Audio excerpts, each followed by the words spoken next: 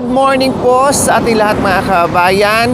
Tapos na po ang bahay ni Kuya Oming. Siyempre po mga kabayan, maglilipat na po kami or lilipat na doon si Kuya Oming sa kanyang bagong cute na bahay kubo po mga kabayan. Yes! Una sa lahat po mga kabayan, maraming salamat po sa ilang taon na nanirahan po dito sa ilalim ng mangga. Maraming salamat po sa may-ari ng lupa po mga kabayan. Nakita paano nabigyan nyo po ng konsiderasyon, nabigyan nyo po ng pag-asa si Kuya Oming po mga kabayan na patirahin dito. Siyempre po mga kabayan, magpapasalamat po tayo doon sa may-ari. Hindi natin alam yung pangalan niya, pero bahala na po ang Panginoon Diyos sa inyo magsukli. Nakita paano ay nakatira dito si Kuya Oming ng ilang taon. Kaya ngayon mga kabayan, maraming salamat din po kay Tatay Glenn and Nanay Yolanda sa kanyang bagong tirahan ngayon mga kabayan na pinayagan tayo o tayo ng bahay kubo sa kanyang lupa na pahiram tayo mga kabayan. Kaya maraming salamat sa mga taong may gininto ang puso na kahit papaano ay nagbigay pag-asa sa mga taong homeless na tulad ni Kuya Oming. So, ngayon po mga kababayan, hindi po namin to sirain kasi hindi po sila magkalayo ng storya ni Tatay Ronnie. Kaya ngayon po mga kababayan, sirain namin to para lipat na po lahat doon. Yung mga gamit na hindi na po pwedeng i-save ay iwanan na po namin. Yung mga gamit na pwede pa namin i-save at linisan, yun po yung iuwi namin. The rest po mga kabayan, kung ano pa pong kulang, yun po yung aming bibilin para kay Kuya Oming, para hindi na po doble-doble, at hindi masasayang yung ibang gamit po mga kabayan. Okay, so tara, lusob tayo. Mag-demolish tayo ngayon. Demolition team, pasok. Lahat ng mga gamit niya, ilagay muna natin dito, diyan sa may tabi lang, para hindi magputik. Tanggalin muna natin, tanggalin muna natin itong mga nasa harapan. Pwede niyang panggatong yan. Tapos lagay natin dito, kuya. Dito, ha? O, sige. So, ayan po mga kabayan, umpisa na po tayo para baklasin o sirain itong bahay kubo ni Kuya Oming. Nakita nyo naman po mga kabayan kung anong ginawa ni Kuya Oming, di ba? Ganyan lang. Mga tali ng straw. At mga ganito yung mga kabayan ginawa niya, mga ganyan. Ayan. Ito po yung ginawa niya na mabuo niya yung bahay kubo niya mga kabayan. Ito mga putol-putol na mga pulot-pulot na mga maliliit, malalaki pa yung hinliliit kong daliri po mga kabayan. Pero nabuo ni Kuya Oming. Ayan malaki pa yung hinliliit ko. Sa mga pira-pirasong kahoy, binuo niya para lang meron siyang tulugan mga kabayan. Yun nga lang, tumagal ang panahon, nag-shower din siya doon sa loob ng loob ng bahay kubo niya mga kabayan.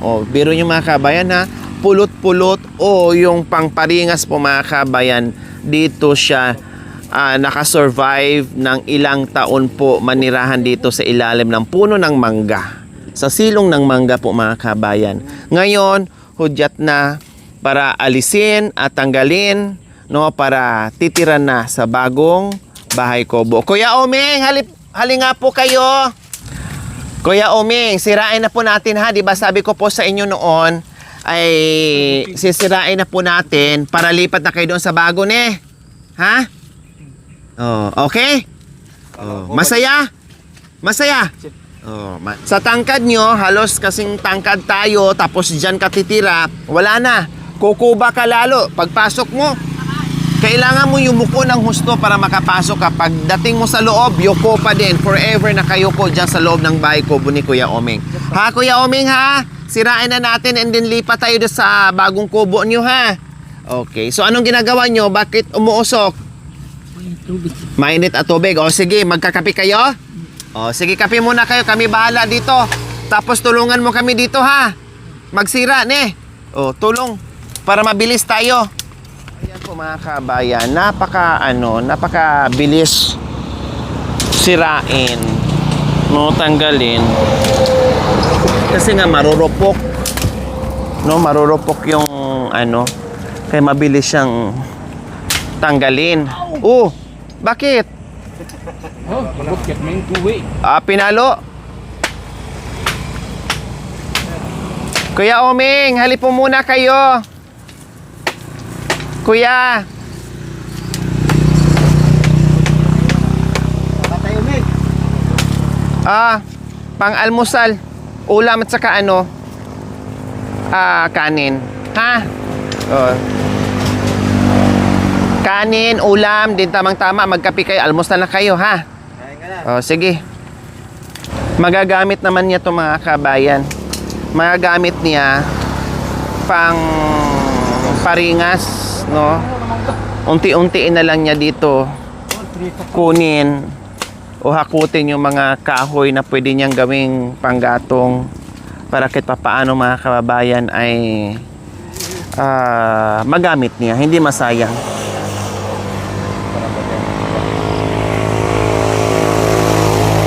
Kahit bahay kubo mga kabayan, pero mansyon na kubo. Kasi maraming extension, maraming dugtong. Kaya ito yung bahay kubo na tagpi-tagpi na mansyon.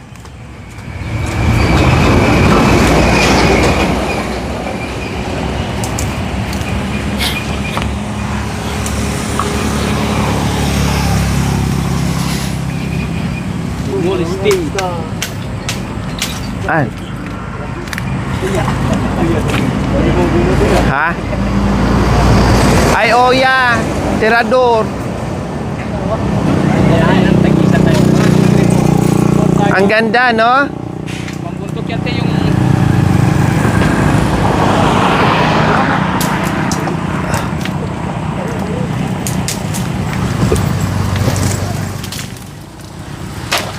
Ganti-ganti lang.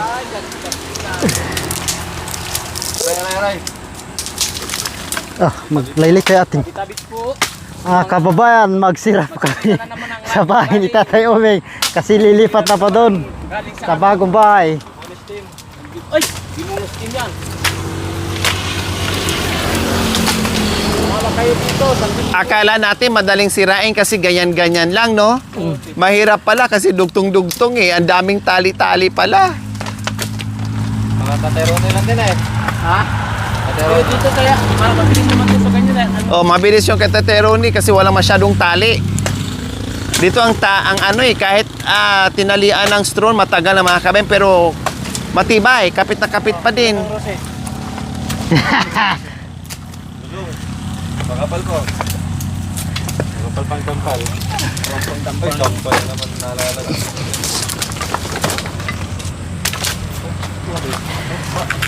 So ayan, nahila na po namin yung harapan, no? Ang bilis. Kuya Omeng, yung mga gamit nyo po dyan na mga ano, ilagbas po natin. So yan talaga ang original na bahay kubo ni Kuya Omeng po mga kabayan, no? Yan talaga, yun yung una namin dadatnan. Itong mga, yung mismong nasa puno mismo ng mangga. Yan yung tulugan niya dati, kapiraso lang. Hanggat inuunti-unti niya, Taboy. kaya puro na extension yung bahay kubo niya. May ginamit na tabuta. Tabuta kayo. Sikap na ni Ma'am Carol ha, tabuta idinit. Saan yung puta?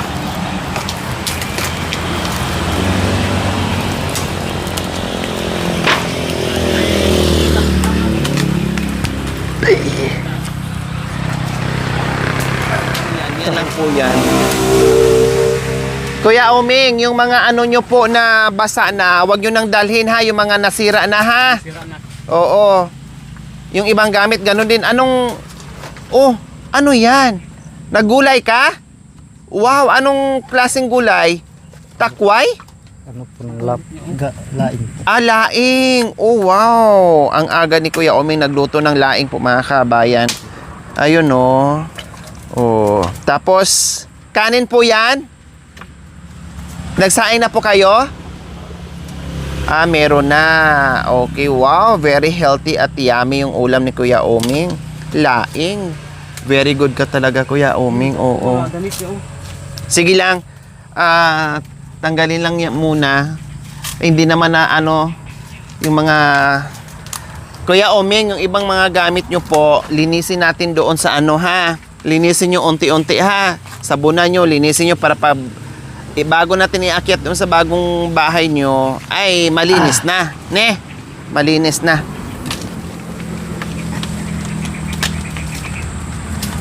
Ito, hakutin nyo po dito sa ano, Kuya Oming. Ito. Dalhin nyo po dito. Labas. Sa labas, itong mga ano, container. Dalhin nyo po dito, Kuya. Dahan-dahan, Kuya Joel, ha, madulas.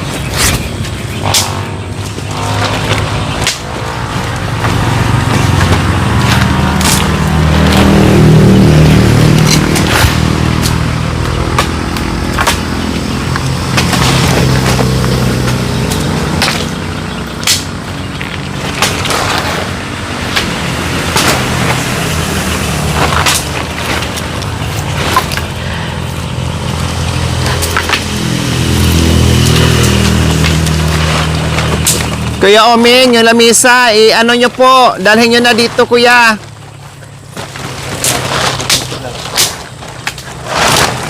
Yung mga baso, ilagay nyo po sa sako. Basak kita mo ulas na. Para hugasan na lang po yan ng sabay-sabay. Basta na to.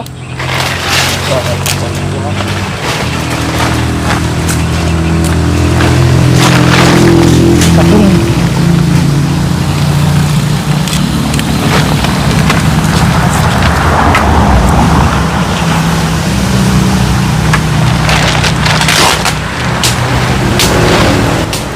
Yan nabasa. Ha?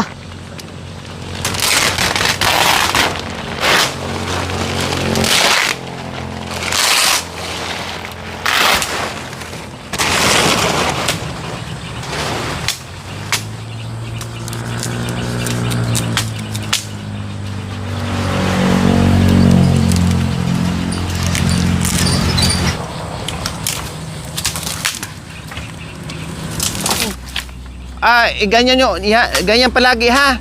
Para hindi masyadong kukuba kaagad. So ayan po mga kabayan, ito yung binili natin sa kanya ng mga lamesa, upuan. Kailang yung mga upuan wala na. Ito ay buo pa yung lamesa, upuan lang ang wala. So upuan na lang ang bibilhin natin. Yan.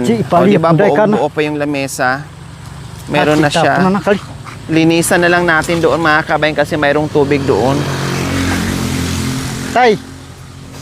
Matibay pa, matagal na to. Pero matibay pa. At takali. Yung mga damit nyo po, Kuya Oming. Yung mga nakahanger, kunin nyo po. Pati yung mga baso, ayun oh. Kusin. Ayaw yun. Sabi mo na lang kuya yung basa. Doon, hindi nababasa yung damit mo. Doon sa bahay. Safety na safety ka. Nagmamanas.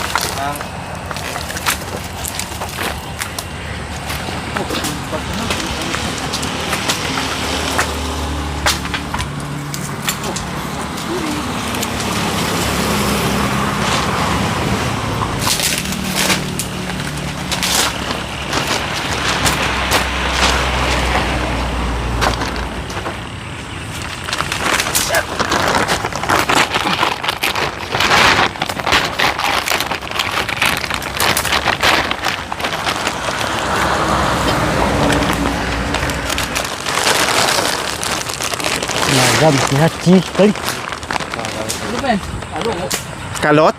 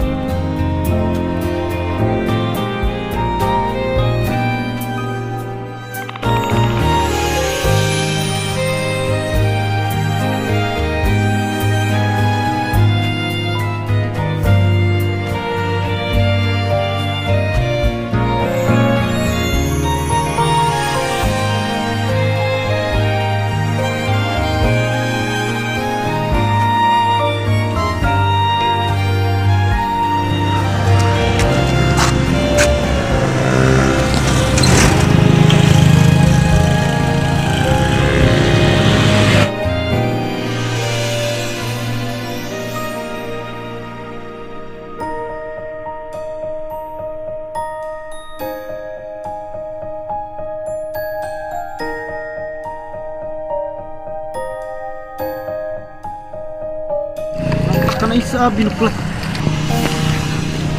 Grabe kitid ah. Kasama mo yung alaga mo ah. Sus. Nandito kayo sa akin, matuto kayo gawain pambabae sa loob ng bahay. Paano maglinis. O kasi dito mga kabayan, wala silang asawa o mga damit na sila naglalaba. O pati yung mga patinti nila sila naguhugas kasi pag nandoon mga asawa lang ang naguhugas sa mga Aday. patinti nila. Ay apo, talaga naman ang Kambing, kambing muntik tumatawid na. Yan to the rescue. Si Kuya Jewel sa Kuya Ted. Yan, tinulungan na. Malilinis na mga kabayan na dumi kasi siyempre talsik sa tubig ulan. Oh.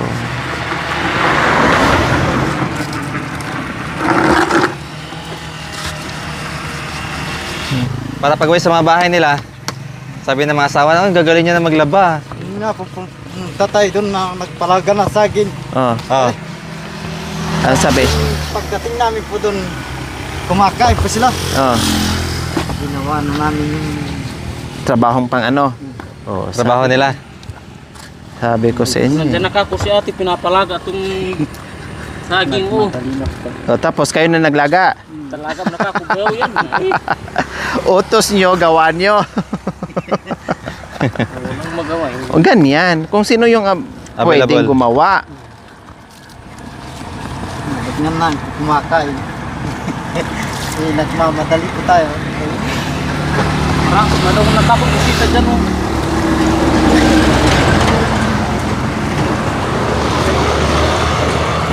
Yan, bago natin ipasok yan doon, kailangan malinis muna. Bagong bahay, tapos ang dumi ng gamit.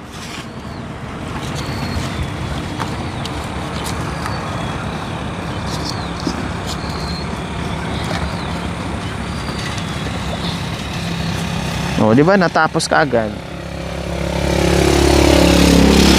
Sige, Oming, o, di pa tapos. Naunahan nyo pa si Kuya Uming. Ito, natalsikan na at. Sa ulan. Tarsikan.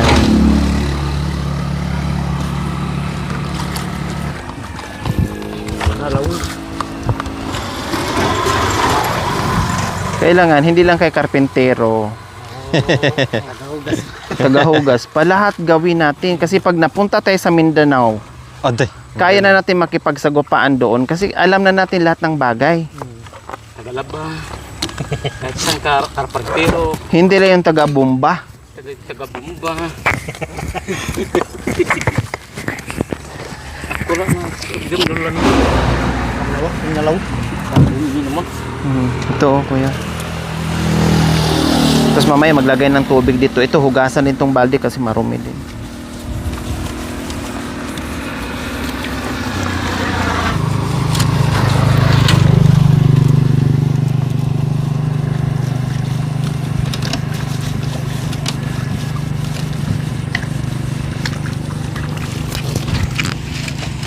Diba? Ang linis na. At saka punta magprito. Mga tubo. Tapos yung mga asawa na maggagasak na eh. Oo. Nakaluto ka na lang pwede. Palit tayo kasi kami natuto na kaming gawaing bahay. Kayo naman magasak. Maruming tubig. Sige, ano mo na, tapo mo na yan. Tapos na marumi. Oh. Ay!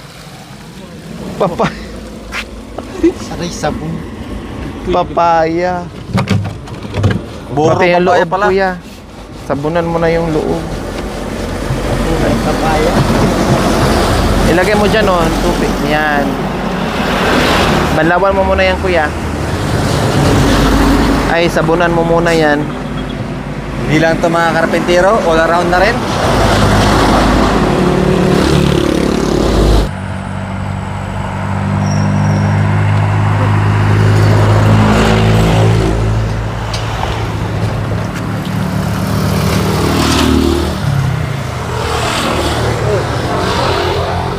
Ming, tabi ka. May bilis na mga sasakyan dito. Bypass kasi. Yan.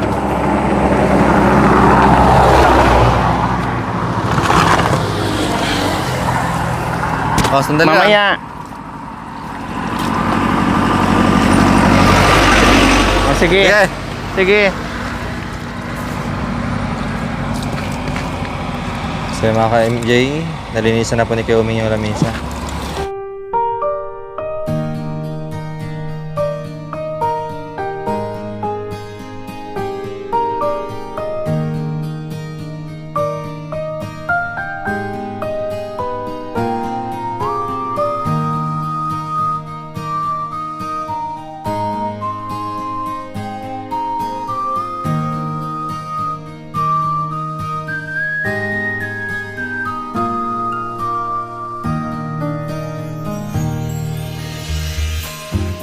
Thank you for watching. Don't forget to like, share, and subscribe.